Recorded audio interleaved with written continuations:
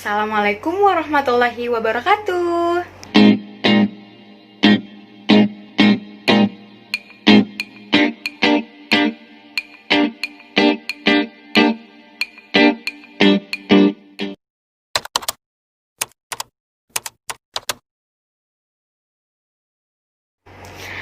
Hai semuanya, gimana kabar kalian hari ini? Sehat semua? Semoga selalu Allah berikan kesehatan ya untuk kita semua. Amin ya robbal alamin. Oke, sebelumnya perkenalkan, nama saya Hayatun Nufus. Saya dari Pendidikan Ekonomi FKIP UHAMKA semester 6. Nah, dalam video kali ini saya akan mengajak kalian semua untuk web tour. Nah, kira-kira web apa ya yang akan kita bedah? Nah, jadi web yang akan kita bedah adalah ini dia. Jadi, dalam web PSMK Kemendikbud ini ada apa aja sih? Ada informasi apa di dalamnya? Penting gak sih adanya web ini? Nah, mau tahu kan jawabannya? Pasti penasaran kan? Oke, kalau kalian penasaran, langsung aja ke video penjelasannya. Jangan lupa ditonton sampai selesai ya teman-teman. Oh iya lupa, jangan lupa like, comment, and subscribe. Langsung ke videonya. Nah, oke teman-teman, sekarang saya udah ada di tampilan Google ya. Kalian langsung aja bisa ketik psmk.mendikbud.go.id. Langsung klik. Nah, nanti tampilannya seperti ini. Ini tampilan utama dari web SMK ya teman-teman. Jadi di sini ada menu-menunya lagi nih. Ada profil, ada tata kelola, penilaian penjamin mutu dan kurikulum, kelembagaan sarana dan prasarana, peserta didik, terus ada tata usaha. Nah, dalam tampilan utama web PSMK ini juga ada berbagai macam informasi, ada akses layanan, banyak banget ya nih akses layanannya, terus juga ada berita unggulan, dan lain-lain. Sebelum kita lanjut ke penjelasan selanjutnya, aku mau jelasin sedikit. Sebetulnya adanya web ini tuh untuk apa sih? Jadi, web ini itu fungsinya untuk melaksanakan perumusan dan koordinasi pelaksanaan kebijakan serta fasilitasi penerapan standar teknis bidang sekolah menengah kejuruan. Nah, jadi di sini nih penting adanya web ini tuh penting untuk kita semua. Jadi dengan adanya web ini kita bisa tahu nih gimana sih ajaran SMK, bagaimana sih bahan ajar di SMK, terus bagaimana metode pembelajaran di SMK, dan masih banyak lagi hal-hal yang berkaitan dengan kurikulum di SMK dan hal-hal lainnya. Jadi web ini nih sangat bermanfaat sekali ya teman-teman. Nah, dari 6 menu yang ada di sini, kira-kira apa sih yang berbeda? Nah, tentu berbeda ya. Dari namanya aja udah beda. Ini ada profil, tata kelola, ada penjamin mutu dan kurikulum, kelembagaan sarana prasarana, peserta didik, tata usaha tentu aja berbeda. Dan tentunya dari menu-menu ini pun mempunyai fungsinya masing-masing. Tapi ada persamaannya, tujuannya satu ya, untuk memberikan informasi kepada kita terkait pendidikan di SMK, terkait hal-hal yang mengenai kurikulum di SMK. Dan fungsinya juga ya untuk kelancaran suatu proses pembelajaran sekolah menengah kejuruan. Nah, sini kita akan bahas sedikit ya. Aku jelasinnya singkat-singkat aja, jadi biar waktunya juga nggak terlalu banyak. Nah, di sini ada profil. Jadi, apa aja sih yang terkait dengan profil? Tentu aja, kalau ada profil ya pasti ada visi misi, ada unit kerja, di sini juga ada pengantar direktur, atau mungkin ada layanan pengaduan, atau jika kalian ada yang ingin diadukan atau mungkin tidak sesuai dengan apa yang kalian disampaikan, dia bisa di layanan pengaduan. Nah, di sini ada tata kelola. Kira-kira di tata kelola ini ada apa sih? Nah, dalam tata kelola itu di sini ada yang namanya program dan evaluasi. Nah, jadi untuk tata kelola ini terkait dengan data-data seperti mungkin data fasilitator, terus juga ada pendanaan, ada hal-hal lainnya. Pokoknya ini berkaitan dengan program-program apa dan apa yang perlu dievaluasi. Nah, selanjutnya ada kelembagaan sarana dan prasarana. Nah, dalam kelembagaan ini ada apa aja sih? Nah, kalau tadi kan ada data fasilitator. Nah, di sini ada standarnya untuk sarana dan prasarana nih, bagaimana standar sarana, bagaimana standar prasarana, terus ada revitalisasi SMK, izin penyelenggaraan SMK. Di sini ada juga nih, gimana sih cara izin penyelenggaraan SMK, ada juga ya SOP-nya, terus juga ada evaluasi tata kelola SMK. Jadi, apa aja yang perlu dievaluasi di sini lengkap banget pokoknya teman-teman ya, untuk para guru-guru mungkin atau calon tenaga pendidik atau yang lain-lainnya. Kalau pengen tahu seputar kurikulum di SMK atau mungkin pendidikan di SMK seperti apa, bisa buka webnya psmk.kemendikbud.go.id. Nah, selanjutnya ada peserta didik. Kira-kira di peserta didik itu ada apa sih? Nah, jadi di peserta didik itu ada hal-hal ya pastinya untuk peserta didik ya. Seperti di sini nih ada konten ini seputar pembelajaran untuk peserta didik. Ada juga lombanya. Jadi buat peserta didik SMK nih yang mau ikut lomba nih, di sini ada nih informasi terkait lomba dan festival. Terus ada program penguatan karakter kerja dan lain-lainnya. Pokoknya ini bermanfaat banget untuk kalian murid-murid SMK juga bisa. Nah, terus ada tata usaha. Nah, inilah dia penjelasan sedikit tentang menu-menu di tampilan utama dari web PSMK Kemendikbud. Nah, oh iya, lupa. Ini ada satu lagi yang belum saya jelaskan. Nah, di sini ada penilaian, penjamin mutu, dan kurikulum. Ya, udah pasti ya teman-teman. Di sini pasti terkait dengan penilaian, penjaminan mutu, dan terkait dengan kurikulum. Kira-kira ada apa aja ya di sini? Ini yang akan kita bedah. Oke, langsung kita buka. Selanjutnya di dalam tadi menu penjamin mutu dan kurikulum, di sini tuh ada banyak sekali ya menu-menu lagi. Di sini ada self assessment, penilaian yang berstandar industri. Terus ada buku dan bahan ajar yang tadi sudah saya jelaskan. Terus juga ada teaching victory, sekolah menengah kejuruan. Terus ada video pembelajaran untuk SMK. Terus juga ada camp kreatif SMK Indonesia, ada camp kreatif guru SMK Indonesia, ada peraturan-peraturan terkait dengan sekolah kejuruan. Terus juga ada metode pembelajaran yang dipakai guru untuk pembelajaran di SMK, terus ada penguatan pendidikan karakter. Ini juga penting ya. Jadi gimana sih caranya penguatan pendidikan karakter untuk anak SMK? Di sini ada pembahasannya. Juga ada sekolah pencetak wirausaha, karena SMK ya otomatis pasti ada dong pelajaran kewirausahaan atau hal-hal lainnya yang berhubungan dengan wirausaha. Ini penting nih, ada nih. Terus juga ada gerakan literasi sekolah. Di sini ada gimana sih standar, maksudnya SOP untuk gerakan literasi sekolah ini. Nanti ada penjelasannya, kalian bisa klik di sini ya. Terus juga ada mitigasi bencana, ada teaching factory and touch nopak, terus juga ada event bidang penilaian atau kurikulum. Nah, di sini lengkap banget. Jadi kalian bisa banget buka webnya di sini untuk cari informasi terkait dengan kurikulum yang ada di SMK atau mungkin mengenai pendidikan SMK. Pokoknya tinggal buka aja ya webnya PSMK Kemendikbud. Nah, terus dalam semua menu yang ada di penjamin mutu dan kurikulum ini, kita akan lebih mendalam membahas mengenai ini dia, dokumen kurikulum. Kira-kira apa aja yang ada di dokumen kurikulum? Langsung ya kita buka teman-teman.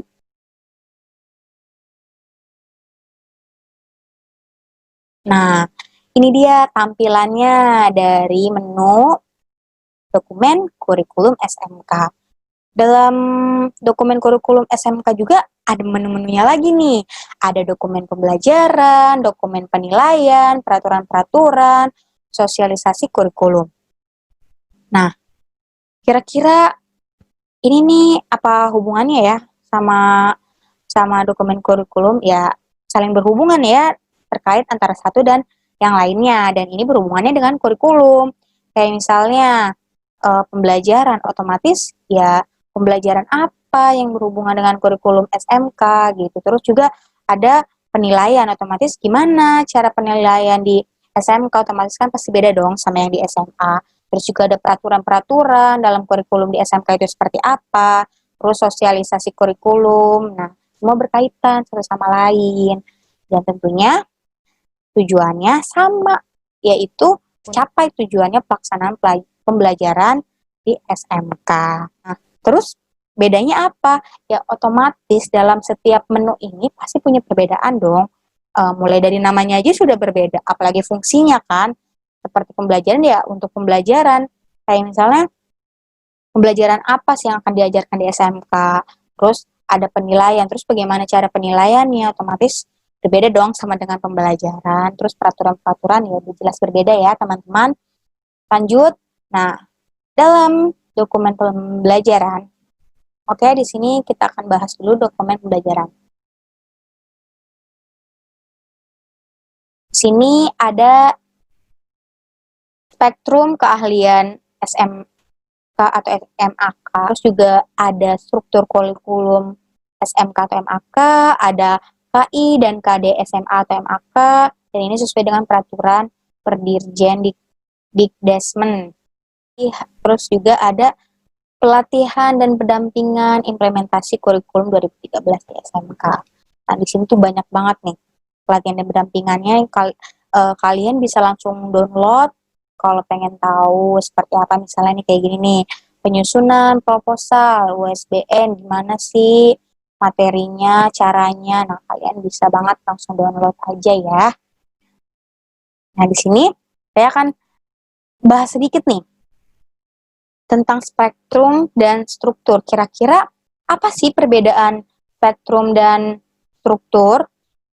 Nah, jadi berbeda ya. Kalau spektrum itu acuan membuka program keahlian jurusan.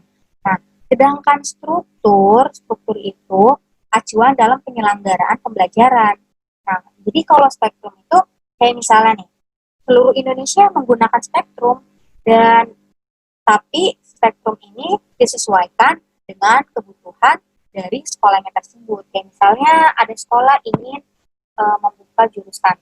Nah, dia menyesuaikan jurusan yang dia buka dengan keadaan di wilayahnya. Kira-kira apa ya yang pas jurusan untuk wilayah ini gitu. Nah, inilah dia yang dinamakan spektrum, acuan untuk membuka program keahlian jurusan. Nah, sedangkan struktur acuan penyelenggaraan pembelajaran. Jadi pembelajarannya itu seperti apa? Misalnya kita udah buka nih jurusan ini, kira-kira nanti pembelajarannya bagaimana gitu. Itu kaitannya ya. Jadi antara spektrum dan struktur berbeda, tapi saling berkaitan. Karena dengan adanya spektrum, kita udah tahu nih kita mau buka jurusan apa, dan setelah itu baru nanti acuan pembelajaran itu seperti apa pembelajaran. Tuh. Terus spektrum keahlian di sini ada penjelasannya, terus struktur kurikulum di sini ada penjelasannya, tinggal di download. Jadi aku cuma jelasin sedikit untuk perbedaannya seperti apa, dan walaupun berbeda mereka tetap keterkaitan satu sama lain ya. Oke, sesudah spektrum kita akan lihat di dokumen penilaian. Oke, dalam dokumen penilaian ini ada uji kompetensi keahlian, terus ada ujian nasional, ada ujian sekolah berstandar nasional, terus ada lalu ada ujian praktek kompetensi, terus ada sosialisasi dan pelatihan aplikasi e-raport. Nah, di sini tuh bermanfaat sekali ya untuk guru-guru SMK juga tuh. Ada sosialisasi sama pelatihan gimana sih menggunakan aplikasi e-raport. terus panduannya, pengembangannya, pokoknya ini lengkap banget ya informasinya. Jadi download, tinggal download aja. Nah, di sini juga ada ujian praktek kompetensi tuh, ini masih kosong ya, nggak ada apa-apa. Terus ini ujian sekolah berstandar nasional, kisi-kisinya seperti apa, kisi-kisinya. Di sini ada kisi-kisi ya, pokoknya ini kisi-kisi dari ujian-ujian. Ini dokumen penilaian. Terus setelah di dokumen penilaian, kalian bisa ke peraturan. Dalam peraturan ada apa ya? Tentu aja ya, namanya peraturan pasti banyak peraturan-peraturan, di mana peraturannya ya seperti tentang standar kompetensi kelulusan. Otomatis bagaimana sih aturannya standar kompetensi kelulusan itu? Nah, ini sudah termuat dalam peraturan-peraturan di PSMK yang sudah ada aturannya ya, tentang standar biaya operasional, ada aturannya tentang standar pengelolaan, semuanya ada aturan. Jadi kalau pengen tahu lebih dalam bisa di-download ya. Nah, selanjutnya ada sosialisasi kurikulum.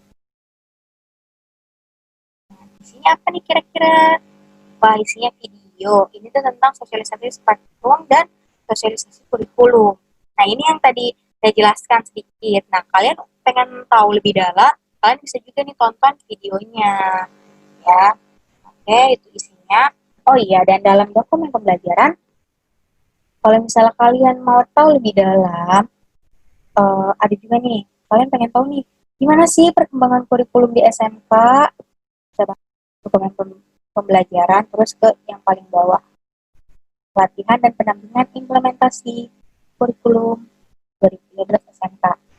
Di sini ada dinamika pengembangan kurikulum. Kalian langsung download, nanti akan muncul seperti ini ya. Nanti setelah kalian download, nanti kalian buka kayak gini nih bentuknya nih, perkembangan kurikulum 2013 SMK ya.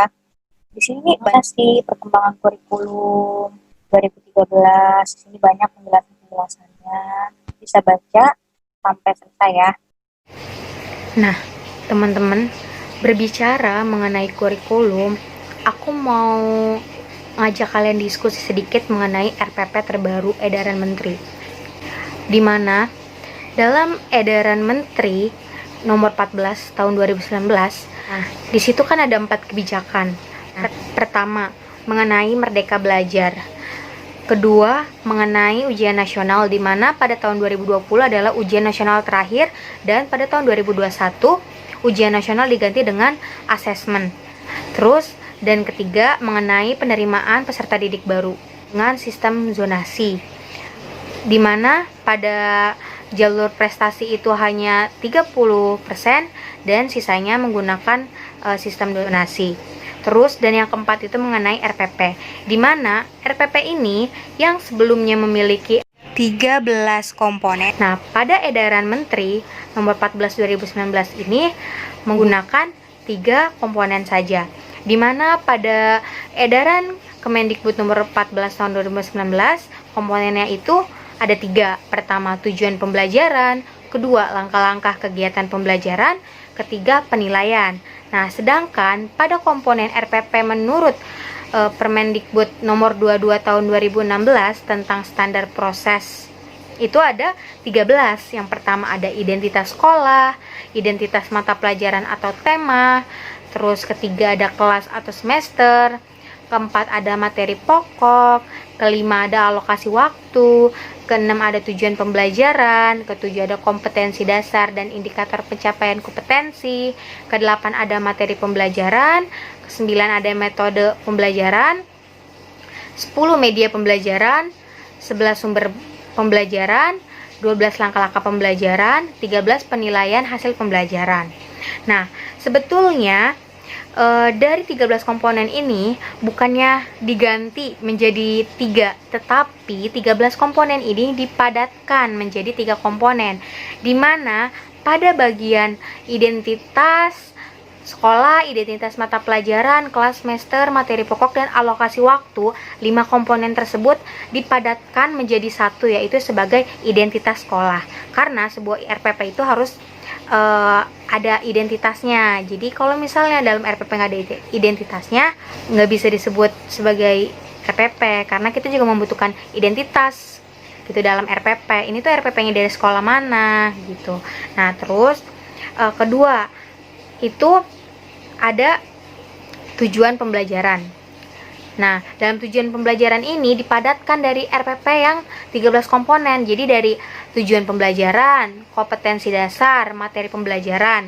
3 komponen tersebut dijadikan sebagai tujuan pembelajaran di RPP terbaru. Nah, selanjutnya ada langkah-langkah pembelajaran dalam RPP terbaru. Nah, dari RPP yang lama itu, yang dipadatkan itu dari metode pembelajaran, media pembelajaran, sumber pembelajaran, langkah-langkah pembelajaran. 4 komponen tersebut dipadatkan menjadi 1 komponen, yaitu langkah-langkah pembelajaran dalam RPP terbaru. Nah, selanjutnya yang terakhir itu ada penilaian hasil pembelajaran. Itu masuknya ke penilaian atau asesmen di RPP terbaru. Nah, jadi kalau dalam komponen yang lama di sini tuh terbagi menjadi 4 komponen. Ada identitas, ada tujuan pembelajaran, ada langkah-langkah pembelajaran, ada penilaian. Jadi sebetulnya sih identitas itu tidak termasuk sebagai komponen, tapi tetap dipakai di dalam RPP 1 lembar.